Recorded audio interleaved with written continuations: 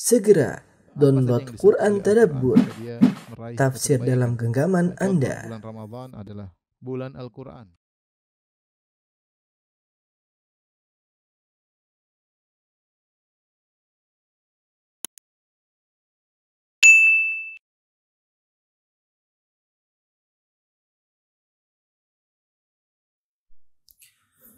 Innal hamdalillah nahmaduhu wa nasta'inuhu wa nastaghfiruhu wa natubu ilayhi wa na'udzu billahi min shururi anfusina wa sayyiati a'malina may yahdihillahu fala mudilla lahu may yudlil fala hadiya lahu asyhadu an la ilaha illallah wahdahu la syarika lahu wa asyhadu anna Muhammadan abduhu wa rasuluhu la nabiyya ba'dah.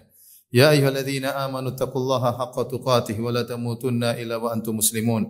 Fa in asdaqal hadithi kitabullah wa khairal huda huda Muhammadin sallallahu alaihi wasallam wa syarrul umuri muhdatsatuha wa kullu muhdatsatin bid'ah wa kullu bid'atin dhalalah wa kullu dhalalatin finnar.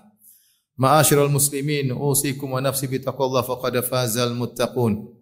Sungguhnya manusia dalam tiga poros kehidupan.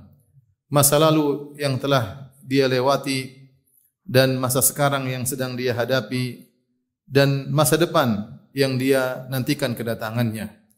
Betapa sering seorang manusia menengok ke belakang tentang masa lalunya yang menyebabkan dia pun bersedih sementara masa lalu tersebut tidak akan pernah lagi kembali kepadanya. Dia tidak bisa merubah masa lalunya yang telah terjadi. Dan demikian juga betapa sering manusia melihat ke depan mengkhawatirkan hal-hal yang akan terjadi di kemudian hari. Sementara perkara-perkara tersebut tidak bisa dia segerakan untuk dia hadapi. Kenyataannya dia sedang berada di hadapan kehidupannya yang hadir di hadapannya. Inilah dua perkara yang menimbulkan penyakit yang menimpa seorang manusia. Kesedihan tentang masa lalunya dan alham, yaitu kekhawatiran tentang masa depannya. Dua penyakit ini menimpa jiwa setiap manusia. Sebagaimana penyakit-penyakit yang menimpa badan manusia. Dan tidak bisa seorang pun menghindari dari dua hal tersebut kecuali mendapat rahmat Allah Subhanahu wa taala. Ma'asyiral muslimin, lihatlah dalam kehidupan ini semua orang pasti mengalami namanya alham, kegelisahan, kekhawatiran. Bukan hanya si miskin yang sedih dan khawatir tentang kondisinya, khawatir bagaimana dia bisa makan atau tidak, bagaimana pekerjaannya, apakah cukup hasil kerjaannya atau tidak. Ternyata kita dapati juga orang-orang kaya yang mereka juga khawatir tentang hartanya, apakah masih terjaga ataukah bisa dirampas oleh orang lain, ataukah akan kalah dalam persaingan bisnisnya. Bukan cuma orang miskin yang sedih karena rasa lapar yang dia alami, khawatir dia bisa makan atau tidak. Di sana juga ada orang-orang berada yang khawatir dengan apa yang telah dia makan dalam perutnya. Bukan hanya rakyat jelata yang khawatir tentang masa depannya. Pergolakan politik yang terjadi yang dia lihat selalu berubah. Bahkan para negarawan, para pejabat, para penguasa mereka juga gelisah tentang keputusan yang akan mereka ambil. Dan demikianlah kehidupan manusia. Tidak terlepas dari yang namanya alham, kegelisahan. Dan jika alham sudah datang menimpa, maka semua akan menjadi terasa sempit. Seorang yang tinggal di istana yang luas, maka terasa sempit baginya. Kehidupan terasa berat baginya. Malam tidak bisa tidur, bahkan satu detik yang dia lewati terasa sangat lama rasanya. Kenapa? Dia sedang ditimpa dengan alham. Lihatlah kita demikian. Kita memikirkan anak-anak kita, bagaimana masa depannya. Yang remaja putri masih belum menikah, bagaimana dengan pergaulannya? Kita pikirkan sebagai orang tua. Demikian juga ada orang yang tidak punya anak juga memikirkan bagaimana saya bisa punya anak, sudah nikah lama tidak punya anak. Demikianlah kegelisahan. Karenanya diriwayatkan dari Ali bin Abi Thalib radhiyallahu taala anhu dengan sanad yang lemah dalam Al-Mu'jam Al-Awsat Tabrani, ketika beliau berbicara tentang makhluk Allah yang terkuat. Maka ada yang mengatakan makhluk Allah yang terkuat adalah al-jibal, gunung. Ternyata gunung masih kalah kuat. Gunung bisa dibelah oleh besi. Apakah besi yang terkuat? Tidak, ternyata besi masih lemah. Besi bisa dileburkan oleh api. Ternyata api lebih kuat daripada besi. Apakah api adalah makhluk Allah yang terkuat? Ternyata tidak. Api bisa dipadamkan dengan air. Dan apakah air adalah makhluk Allah yang terkuat? Ternyata tidak. Ternyata air bisa dipikul, dibawa oleh awan di atas udara sana. Apakah awan makhluk Allah yang terkuat? Jawabannya tidak. Ternyata awan diombang-ambingkan oleh angin yang berhembus. Apakah angin makhluk Allah yang terkuat? Ternyata tidak. Angin mudah ditepis oleh manusia dengan tangannya. Apakah manusia makhluk yang terkuat? Ternyata tidak. Manusia terdominasi oleh rasa kantuknya. Dan apakah rasa kantuk makhluk Allah yang terkuat? Ternyata tidak. Rasa kantuk terkalahkan dengan alham, kegelisahan. Sehingga dia tidak bisa tidur. Ma'asyiral muslimin, demikianlah kehidupan dunia ini. Tidak akan terlepas dari namanya kegelisahan, kekhawatiran. Sungguhnya kekhawatiran, kegelisahan tersebut hanya hilang jika seorang telah meletakkan kakinya di surga kelak. Oleh karenanya di antara ucapan pertama yang diucapkan oleh para penghuni surga ketika masuk surga, mereka berkata, Alhamdulillahilladzi adhaba 'annal hazan, inna rabbana laghafurun syakur. Segala puji bagi Allah Subhanahu wa taala yang telah menghilangkan segala bentuk kesedihan dari hati kami. Sungguhnya Rabb kami adalah Maha Pengampun lagi Maha Penyayang. Aqulu qouli hadza astaghfirullah li wa lakum wa lisal muslimin kulli dhanbin khati'a fastaghfiruhu innahu huwal ghafurur rahim.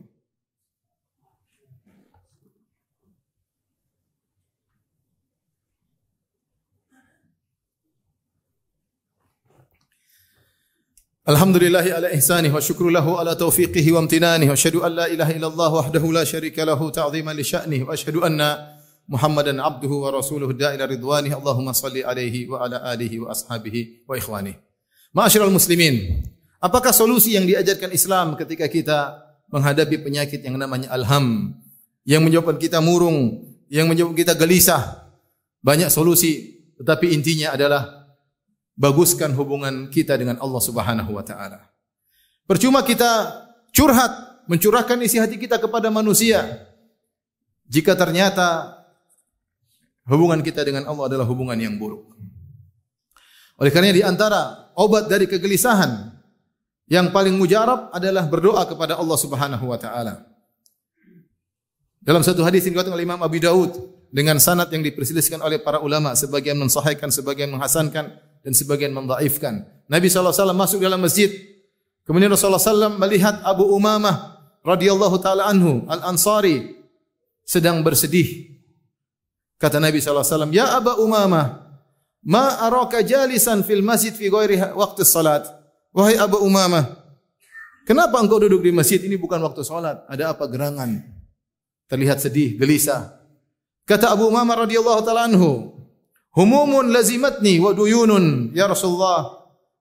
Kegelisahan yang meliputiku dan utang-utang yang melilitku.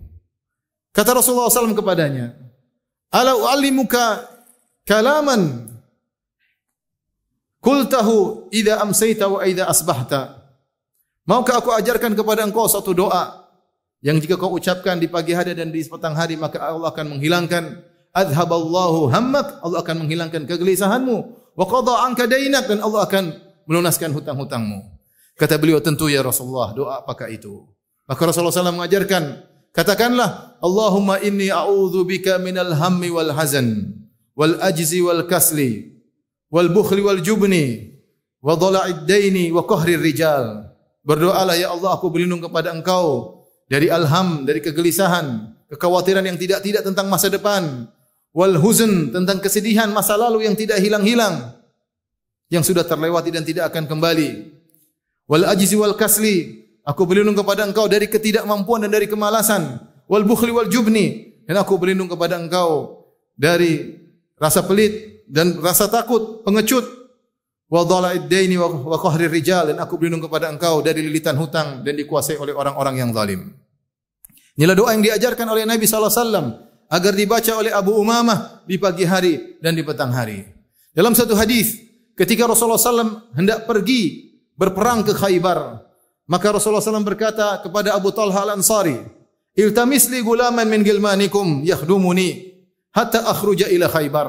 Wahai Abu Talha, carikanlah padaku seorang anak remaja atau anak kecil yang menjadi pembantuku selama aku berpergian ke Khaybar.